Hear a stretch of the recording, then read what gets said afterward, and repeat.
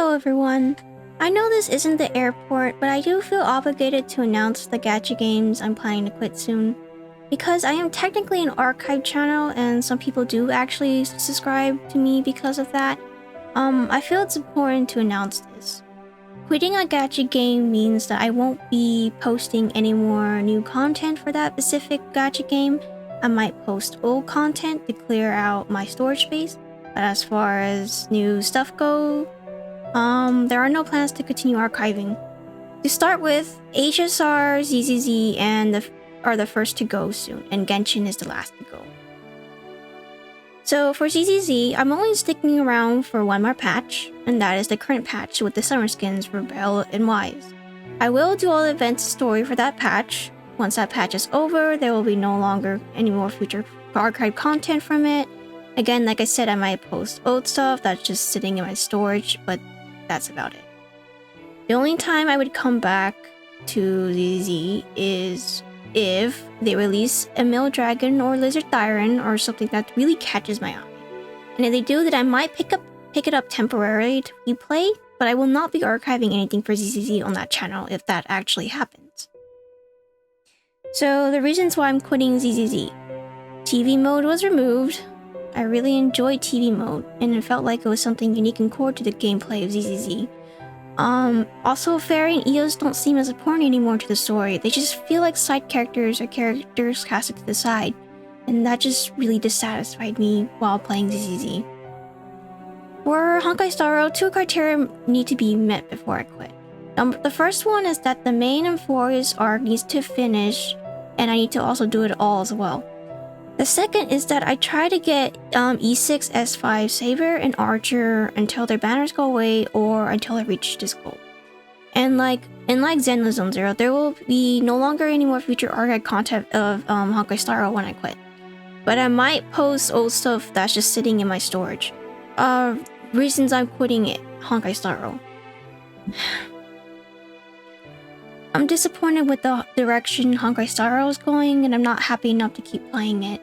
Endgame content, HP inflation is too tiring to deal with. Endgame was one of the things I actually liked about the game before it became the way it is. And one could say, oh, just don't do endgame content. But it being one of the things I used to like, now that that's now no longer fun. I just feel kind of empty playing Honkai Star Rail. And for the just save and invest in proper units, power creep is real, whether you want to believe it or not. And I just don't like how it is right now and how it seems to be going. Some may disagree that there is no power creep, but I'm not here to argue about it if you disagree. This is just my opinion and how I feel as a player, and I simply just not satisfied with the current gameplay and state of things. Another thing is the disappointment with the Amphorius and how Hoyo does their story writing.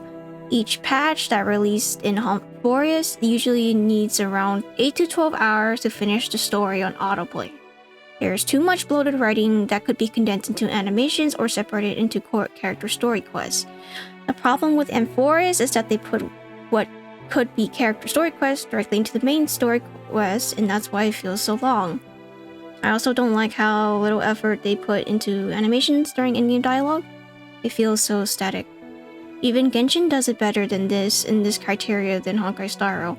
Almost every dialogue, the camera angle changes. I'm not saying Genshin has great animations, they are still lacking in some areas, especially with reusing the same preset animations, but they are still better than what Honkai Star Rail puts out.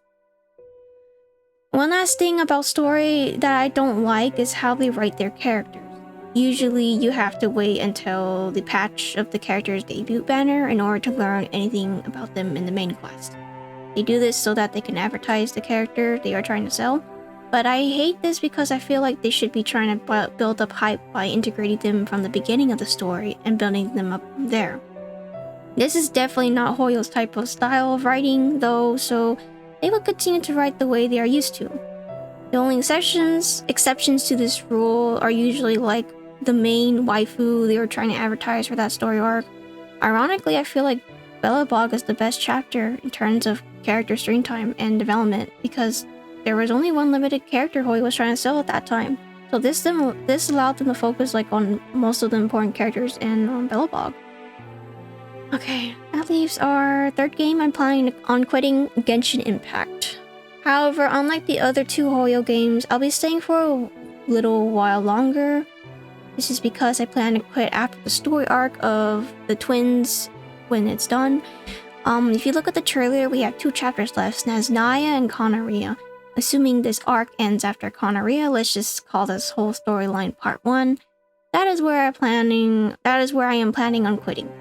Unless they pull a surprise finale chapter at Celestia or something right after Konoria, then I guess that happens. So basically I'll quit whenever part 1 is done. That is the current plan, but things may change in the next few years. Notcry kind of messed up my schedule in terms of when I was going to quit. I was not happy with it at first, but I am slightly interested in Notcry now due to things they've been releasing to hype it up. There's a possibility I may just have had enough and then quit during Notcry, so we will see how things go. Reasons why I'm quitting Genshin. Like Honkai Star Rail, I don't like the direction Genshin is going in terms of endgame content. They're slowly becoming like Honkai Star Rail, and it's very sad. It's definitely not as bad as Honkai Star Rail yet, but I don't like it now how it is now.